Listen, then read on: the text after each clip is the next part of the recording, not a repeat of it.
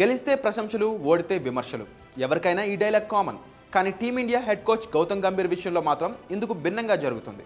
అతని కెప్టెన్సీలో జట్టు ఓడిపోతే విమర్శలు కుప్పించడానికి నెటిజన్స్ రెడీగా ఉంటారు.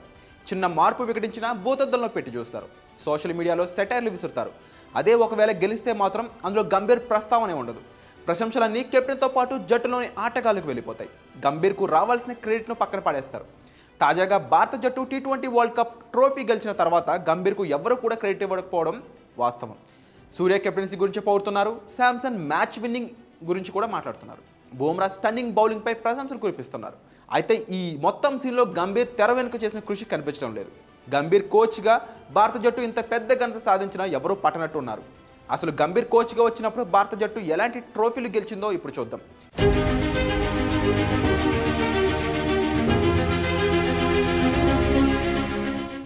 గంభీర్ టీమిండియా ప్రధాన కోచ్గా అడుగుపెట్టినప్పుడు టీమిండియా స్టార్టింగ్లో కొన్ని ఊహించని పరాజయాలు ఎదుర్కొన్న సంగతి వాస్తవం.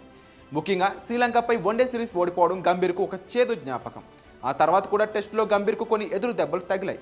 అయితే సుదీర్ఘ ఫార్మాట్ పక్కన పెడితే పరిమిత ఓవర్ల క్రికెట్లో మాత్రం భారత జట్టు దుమ్ము లేపింది.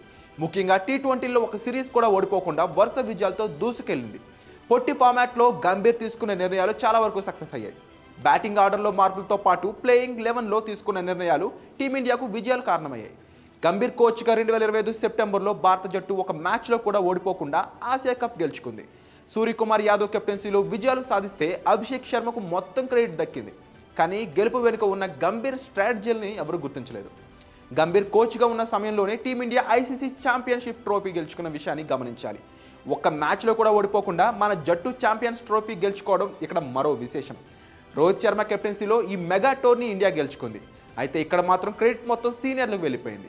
జట్టులో స్టార్ ప్లేయర్స్ విరాట్ కోహ్లీ, రోహిత్ శర్మ ఉండడంతో వీరి కారణంగానే గెలిచిందని మన ఫ్యాన్స్ సంబరాలు చేసుకున్నారు.